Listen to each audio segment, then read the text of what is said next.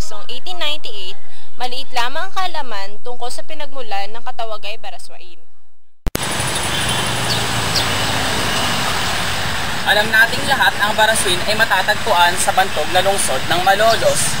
Nagyundo rito ang napakaraming patriotiko upang makilahok sa pagtatayo ng unang republika. Batay sa alamat, nagbuhat ang pangalang Malolos sa salitang Tagalog na paluslos, na ang ibig sabihin ay pagdaloy o pag-agos ng tubig buwas sa ilog patungo sa bayan ng Plaridel at Kalumpit. Una po, naniniwala po ba kayo na nanggaling sa salitang paluslos sa pangalan ng Malolos? Kasi noong panahon ng mga Kastila, noong unang panahon, dito kasi ay kabundukan. No? Ang dumadaan lang dito, maliban din sa train. Sa train ang talagang pinakasasakyan noon. Ang ilog kasi dito, puro pababa. Mula dito sa gawin rito, puro pababa, puro paluslos, no? Puro pababa dito. Kaya so, medyo nahirapan yung mga Kastila kasi yung ano, kaya ang sabi nila ay yung paluslos, doon nagmula yung pangalan ng Malolos. Buwas sa isang maliit na pamayanan, ang Malolos, na sinimula ng mga misyonerong Kastila. Dating basan na kagubatan, ito na nilinis ng mga Kastila. Na kung saan nakuha ang mga pangalan ng barangay nito sa mga punong kahoy. Sa ngayon, dumami na ang populasyon, lalong lumaki ang pook na magkaroon ng malaking simbahan.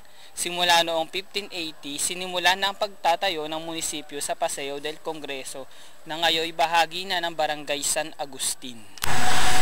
Pinati ang Malolos noong Agosto 1859 sa tatlong distrito, ang Poblasyon, Baraswain at Santa Isabel. At bawat bayan ay may kapitan at pura-paro.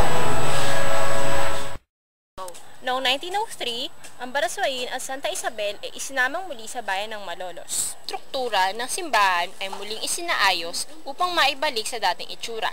Hindi malayo sa itsura nito noong panahon ni Aguinaldo. Ang kasaysayan ng simbahan ng Baraswain ay nagsimula noong December 2, 1884, nang siya ay may hiwalay sa bayan ng Malolos. At noong August 31, 1859, siya naging isang ganap na parokya sa ilalim ng pakakandili sa kanyang patron, ang mahal na Birhen na Nuestra Señora del Carmen. Dahilan nito ay ginagad ang simbahan ng Baraswain sa Navarra, Espanya. Ang simbahang ito ay sumisimbolo sa dalawang gusaling makasaysayang pook. Ang simbahang kumbento complex na kinikilingan ng mga misyonaryong Espanyol.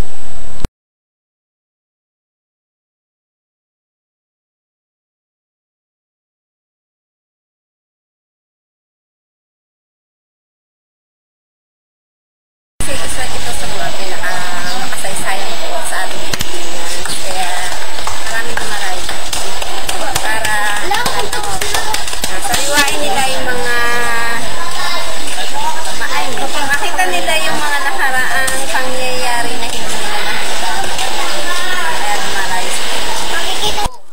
Dito naganap at tatlong mahalagang pangyayari sa kasaysayan ng Pilipinas.